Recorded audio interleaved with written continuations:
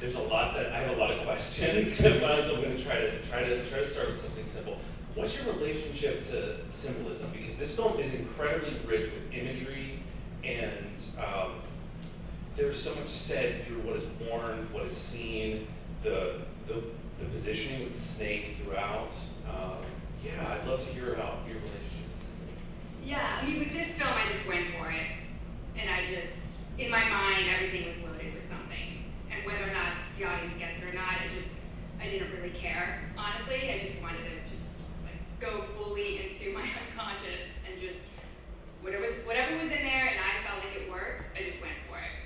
Yeah, I wrote this during COVID, so I just was like, I don't care, I'm just gonna make what I want. Yeah. So what was that creative process like? I'm trying to pull out the unconscious into something, because this film, one of our judges commented that it captures the creative process in a way that is so hard to translate onto film. It's like a very difficult thing to do, and you get the stages throughout this of frustration to absolute despair, and then catharsis, which is it's really special when a film comes along that offers that kind of emotional impact. So how did you, what was it like for you pulling pulling in from your unconscious? Yeah, no, thanks. Yeah, that's so cool that somebody caught that. Yeah, I definitely, well, I will say the one thing about this film that is very much true is I really was having a reoccurring dream where I was it wasn't a movie theater, I wish, that would be so cool, but it was like a river or a door or something that I needed to walk through, and I would say, okay, if you're gonna go deeper into yourself, you have to go, and I could never do it. I would always make myself wake up. So that part is very much true, that dream. But then other than that, it did take a year to write, and I probably had 300 pages, and then the script itself was, 37 pages. Okay. Yeah, so I was just writing, and freaking out because we didn't know when we were gonna be able to shoot again, and so there was so much just crisis going on inside of me. Yeah. And this is what we do, so of course it was coming out like that, yeah. Right? But yeah, it just would come it was just kind of flashes, and then when I finally looked at the 300 pages, I went, okay, what's the coolest shit in here? What in here do I really want to dig in, and what do I want to shoot? Because for me, that really, when it comes down to actually shooting and deciding, as a director, because it's such a different part of your brain, I only want to shoot what's fun to me. So anything that at that point I think is boring, I just cut. If I don't want to spend the time getting a cast, crew, shot listing it, it's out. Yeah. And that's every film, but for sure, with this, I was just looking at okay, that's interesting. But honestly, with most of my films, I really do think about the audience, but with this one, I didn't. I just thought about what I wanted to do. Yeah. How did you feel about it at the end? Yeah, Differently from other films. Yeah. No, that's why, honestly, this was so cool, being accepted into this festival. And I did have other opportunities for festivals, but I had quite a few programmers write to me and say, we really like your film, but it's too long. It's too long for a short film, it's too short for a feature, we don't know how to program it. Yeah. And so it just really, not many people have seen it, to be honest. Because, I know. And it's also, I have to put it out myself, right? But, yeah, it was just a very, very, for me personally, I really became a different, filmmaker after this film. I really felt a lot of growth. And certainly, the whole Agnes Martin thing, that was another thing too, I remember that now, I definitely tried that, where I would just sit there and just wait. And what comes, and then when something would come, I would write it. Right. Yeah. Well, for me, when I watched this film, I didn't know what to expect. I don't read, whenever I watch anything on Film Freeway, I try not to read anything about it, because I want to go in completely blind and just be what is my first, impression of this with no context? That's because I think it's interesting if a film can work without context. And when I watched this a few weeks ago, it was a really tough couple of weeks for me. Health issues, I live with chronic illness and diseases and things like that, which these life things like COVID, come in and they affect what you're doing. They affect your art, they affect your expression. And I experienced a feeling of transformation after watching this. It really stuck with me for a few days, and it lifted me out of a really dark place. I was in a really deep pit for off and on for a couple of weeks, and this film was the moment that I could track to where things changed. So I really appreciate that you submitted to the festival, and that that I got to see it, and that you made a film like this, because I understand that it's probably not going to be for everyone because it's so of itself, but that I've never seen something quite like it. It felt totally of itself and something that only you could make. So thank you for that. Yeah, that's cool. Thank you. No, thank you. I'm gonna put that in my pocket for the next 3 years. Yeah, I mean, I will say also, I do this thing with each film where I really do try to, technically, craft-wise, I think about something that I'm trying to, develop, but then also just for me, myself, I don't know why, I've always done this, and with this one, it was trust. I was like, I have got to start trusting what comes out of me. I have to. And so that was in my mind, through the whole process. And and I do think, it's small. There's a little bit more trust there, yeah, for sure. So I almost am wondering if maybe that was also, you felt that too, maybe, I don't know. Yeah, no, absolutely. The dream, I have very vivid dreams, so I can relate to that, and I can mark times in my life for recurring dreams. Did it go away? Did it change? Did the film affect? Actually, that's true. I have not had that one. Okay. Yeah, but I have a lot of reoccurring dreams. Yeah. Yeah, but I have not had that one. That's I so think interesting. Yeah, that's crazy. I haven't thought about that. That's cool. Yeah. I could keep going on because I have a lot of questions, but I want to open it up. Questions, anybody? Yes. Okay, I've been wanting to see this film for a hot sec, so I'm really glad that I got to see it tonight, and I'm just taking it all in and trying to distill to get to the point of my question, which is, as Esther was saying, there's so many layers of symbolism in this, and I personally feel like I really related to a lot of layers of it, but I'm curious why choosing the motif of the snake and the beach. Because I feel like there's so many ways you can represent things like freedom and shadow, and I feel like those really felt like it was showing up to me in what Lalla was struggling with. So I'm curious if through picking and choosing different motifs in nature, why you anchored into those two, and if it had anything to do with your dream, or if not related at all, or if it was just trusting your gut and what you saw. But yeah. It was just trusting my gut. Yeah, it really was. And I just, you are okay, well, that's a really cool fucking image. Snake in an aquarium, on a beach. That spells, I don't know what the hell's gonna happen. But yeah, that was one that one just came. Yeah, and then I went for it. Did the image come to you first, and then you kind of slotted it in backwards from there? For this film, yeah, all the images came first. Yeah. Whereas, for the next one I'm doing, it was mostly just tone. Yeah. It's very intuitive. Well, before we take another question, I also wanted to talk about, first to thank you in the question of a non-binary protagonist. We don't have enough of those. As a non-binary person, I'm always searching for that kind of representation in film, and so I think it's probably a silly question, but could you elaborate on it, how you feel about that, and yeah. Well, that's Bruce. Yeah, and I knew that, I didn't know exactly who I was writing the character for, but then when I met Bruce came in to audition for me, and Bruce has since transitioned.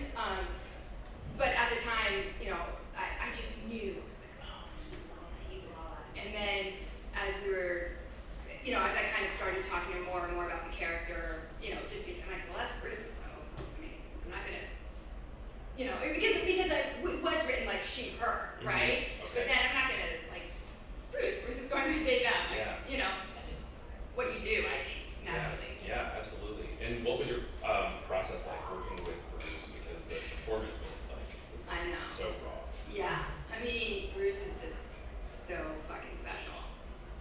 It really was that. I mean, I think I saw this was for another film, and I think I saw like 100 actors, and it was the first time ever that I offered an actor a role. This was for a different film, but I offered the actor, a role right there on the spot. Wow. Yeah, and then we developed a friendship, and then it just became obvious that Bruce was going to be able to bring something so interesting to this character that I could never write myself. Yeah, so that's always what I'm looking for. I'm looking for the actor to bring something just that there's no way I could ever conceive of it myself. Yeah. Well, you could really feel that. Yeah, he's a total badass. Yeah. Do we have any more questions? The imagery stunning, and like to me the prop design and like the staging stood out quite a bit. And so I wanted to ask like how much of that you specifically got like created and asked to be made versus what was kind of you telling them a vibe or a tone that you were going for and then giving you options, that sort of thing. Yeah, I'm pretty specific. Okay. Yeah, I mean, I do work really well with my DP, but I have a pretty strong idea of what I want and how it should flow. And I knew that like for all of the writing sequences, I was really looking at like a lot of Bresson, like Pickpocket and Manscaped, and so I knew that kind of was this, when it's this one person, right? And so I'm like, okay, how am I going to make this like flow and just be more imagery? So I was looking at those films, and then I really do love those. Like we were talking, I really fucking love those epic shots. Like I love those big wides, So it's funny talking to you about that. And yeah. Like the dress too, and you had that in mind and made for this? I had that there was spirals on it, but then the costume designer was so awesome. It was like, okay, let's do like a clear rain jacket is actually like pretty kind of fucking stereotypical, but I was for like black and white with the light and stuff. But I was like, well, I think it could work like with the spirals, Yeah. Cool. Yeah. Believe we had another question. Hi. Loved it. Beautiful. Definitely keep with your truth in the future for all of your things. And I was just questioning. There's some things about making a shitty movie, and I was just curious what your relationship with when you maybe many years ago made something shitty, and how that came into this, and like I don't know, just your thoughts about that. Making something bad. Yeah, I mean, I think that moment, like, that's like, when you realize you're like, fuck, that's not at all what I had in my vision, is this really potent moment where you almost just want to fucking quit. And like, a lot of people, I think maybe a high percentage of people do quit. But it's like, no, just, I don't know, like, you gotta just go through that pain or something like that, Yeah, I mean, that was how I saw that whole moment. Like, I mean, the Lalla really is like a beginner filmmaker, and I mean, I don't know, I still have that now, so yeah. That's a great question, because I can absolutely relate to that. Of like, there are projects that have died on hard drives because of the like shame associated with it. Of just like, this is not what I imagined, what I want it to be. It's failing at every point, and it is hard to commit and follow through when you get to that point, because I feel like every creative act has some kind of deep friction moment for me, where it's like I could walk away and just like wash myself of whatever this means, but Yeah, I mean, I don't know, for me it's quite painful. Like, I mean, clearly they don't fucking movie about the pain of it all, so it's pretty painful. it's really painful, but this also ended incredibly hopeful, and I was like, part of the way through, I was just like, okay, I don't think this is gonna end happy. This is gonna not go well, and I don't know if I'll be okay if it doesn't go well. You know, a lot of power right now. I'm so invested. So like, how did it end up so optimistic? Like Bruce smiling at the end was like lightning for me. When I was watching, it was just like, wow, they're so in the zone and flow and like happy creating now. Yeah, well, and realizing that like what they thought was the enemy is like, you know, friend foe situation, right? Like it's like, no, this is all just bullshit. Like all this is all just like ego, you know, like inflated or deflated ego. Like that whole thing in the theater scene is just Bruce, you know, it's just Lalla swinging from inflated to deflated ego. Like, and I don't know, I think that's, I don't know, for me personally, like that has been that's like the most challenging part, is just trying to stay kind of grounded and neutral through my life doing this, and not swing so high and low. And I'm not talking about like in a bipolar way, I'm talking about like in an ego way, you know? And that's been just, that's been a challenge for me. And so, yeah. But to you know, I do think that it's like it really is a game, you know? And that's partially like what that smile is about. It's like, oh my God, this is bullshit, it can disappear. Yeah. Do we have any other questions? I'm kind of interested. We talk a lot about the writing, like you picked what was interesting and beautiful. Like I saw you were an editor on this one too. Like how was there anything that would kind of change when you went, got all that footage and you went to the editing room? Like did any part of your original vision get reshaped by how you were feeling? Like it's very uniquely edited, and I felt that nothing really comes to mind, in terms of like the feeling. So I was just interested in hearing about that.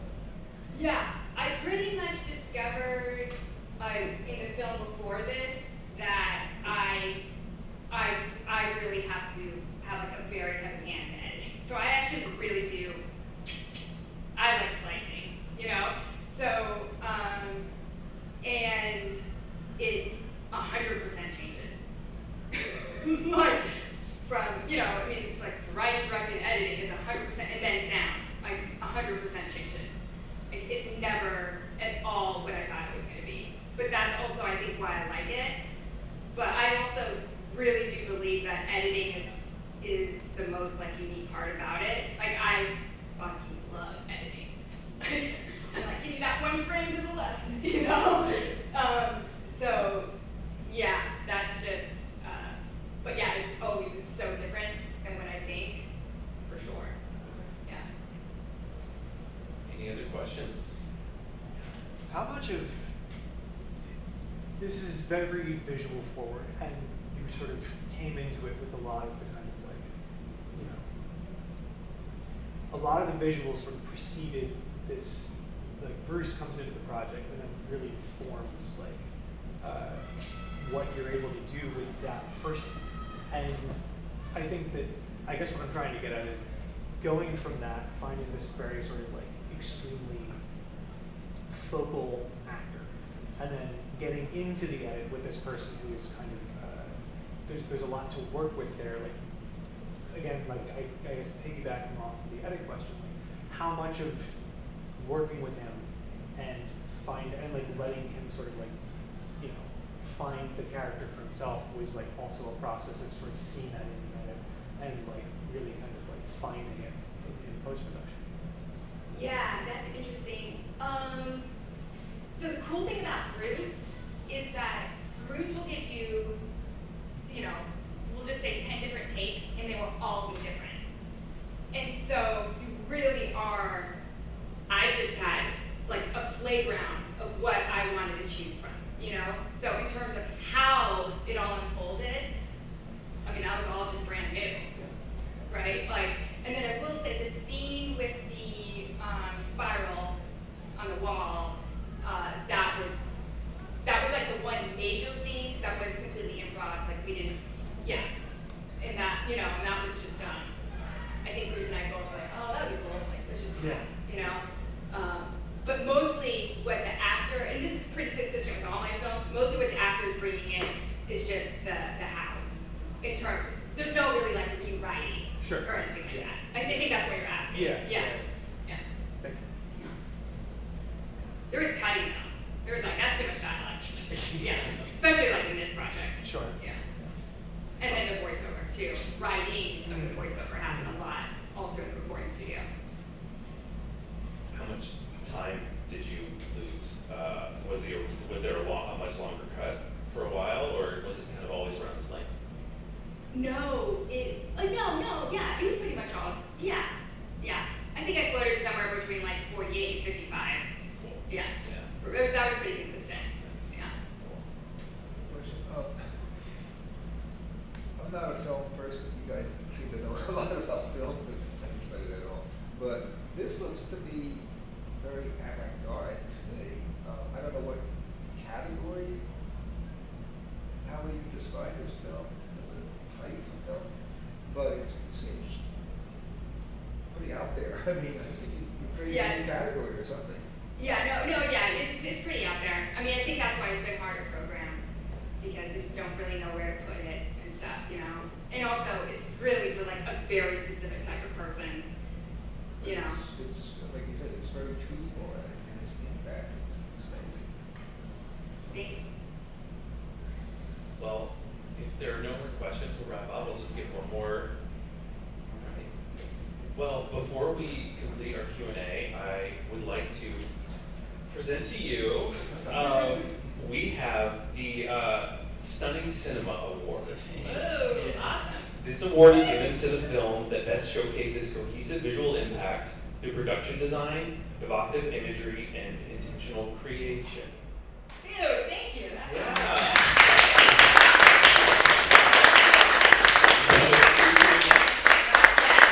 Yeah. And thank you so much for working so hard to put this together. Oh, I really appreciate it. It's Yeah. a privilege. Thank you. All right, everybody give it up for George.